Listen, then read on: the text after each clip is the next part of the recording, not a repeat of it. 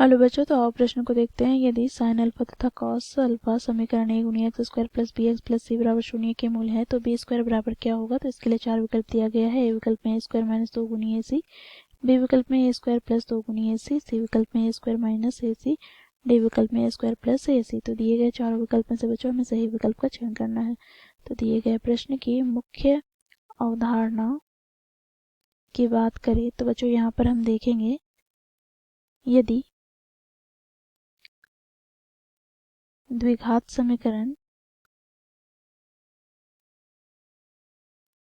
ए गुनी x square plus b x plus c बराबर 0 के दो मूल अल्फा तथा बीटा हो, तो बच्चों देखो मूलों का योगफल अर्थात अल्फा प्लस बीटा बराबर हो जाएगा माइनस एक्स का गुणांक अर्थात बी बटे एक्स स्क्वायर का गुणांक अर्थात ए, तथा बच्चों देखो मूलों का गुणनफल अर्थात अल्फा गुनी बीटा बराबर हो जाएगा अचर पद अर्थात सी बटे एक्स स्क्वायर का गुणांक अर्थात ए।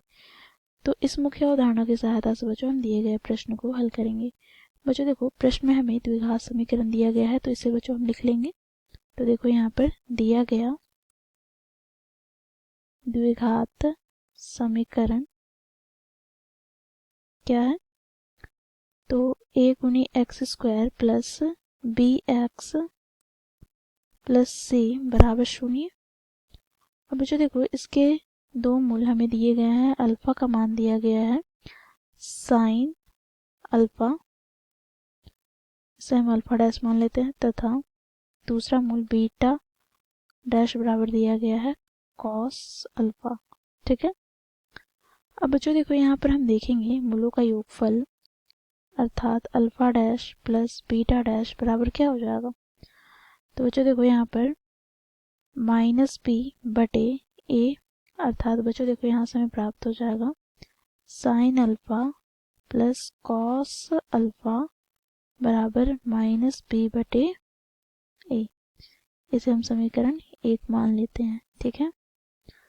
तथा इन दोनों का गुणनफल अर्थात अल्फा डैश गुनी बीटा डैश बराबर क्या हो जाएगा, तो अचर पद अर्थात सी बटे एक्स स्क्वायर गुणांक अर्थात ए। तो यहाँ से हम मान रखेंगे तो साइन अल्फा गुनी कॉस अल्फा बराबर क्या हो जाएगा, तो सी बटे ए। इसे समीकरण 2 मान लेंगे। अब बच्चों देखो समीकरण 1 को दोनों और वर्ग करेंगे, तो समीकरण 1 को दोनों और वर्ग करने पर हमें प्राप्त क्या हो जाएगा।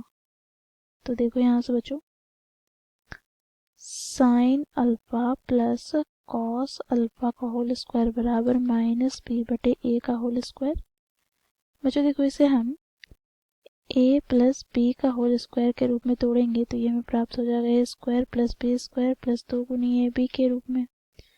तो यहाँ से हमें प्राप्त क्या हो जाएगा, तो sine square alpha plus cos square alpha plus 2 गुनी साइन अल्फा गुनी कॉस अल्फा बराबर माइनस बी का स्क्वायर हमें प्राप्त हो जाएगा प्लस बी का स्क्वायर बटे में ए का स्क्वायर। अब बच्चों देखो यहाँ पर हम जानते हैं sine square theta plus cos square theta का मान 1 के बराबर होता है। तो यहाँ से बच्चों देखो sine square alpha plus cos square alpha हमें प्राप्त क्या हो जाएगा, तो 1 प्लस 2 गुनी बच्चों देखो साइन अल्फा गुनी कॉस अल्फा, इसका गुणनफल हमें क्या दिया गया है, तो सी बटे समीकरण 2 से। तो यहाँ पर हम लिखेंगे सी बटे ए बराबर बी स्क्वायर बटे ए स्क्वायर। यहाँ से हमें प्राप्त हो जाएगा 1 प्लस 2 गुनी सी बटे ए बराबर बी स्क्वायर बटे ए स्क्वायर। अब बच्चों देखो इसे हम आगे सरल करते हैं, तो यहाँ से हम लघुत्तम लेंगे तो हमें यहाँ पे लघुत्तम प्राप्त हो जाएगा ए को 1 से गुणा करेंगे तो ए प्लस का बच्चों देखो यहाँ पर क्या होगा, तो 2 गुनी सी बराबर यहाँ पर बच्चों देखो बी स्क्वायर बटे ए स्क्वायर, ए से ए कट जाएगा तो यहाँ से हमें प्राप्त क्या हो जाएगा, तो बी स्क्वायर बराबर ए स्क्वायर प्लस 2 गुनी ए सी। तो इस प्रकार बच्चों हमें बी स्क्वायर का मान प्राप्त हो गया है ए स्क्वायर प्लस 2 गुनी ए सी। अब हम विकल्प की ओर चलेंगे, तो विकल्प में क्या दिया गया है, तो ए स्क्वायर प्लस 2 गुनी ए सी विकल्प बी में दिया गया है, तो विकल्प बी हमारा सही विकल्प हो जाएगा, बाकी विकल्प गलत हो जाएंगे। तो इस प्रकार बच्चों हम लोगों ने मुख्य अवधारणा की सहायता से दिए गए प्रश्न को हल किया। आशा करती हूँ आप लोगों को यह प्रश्न समझ में आया होगा। धन्यवाद।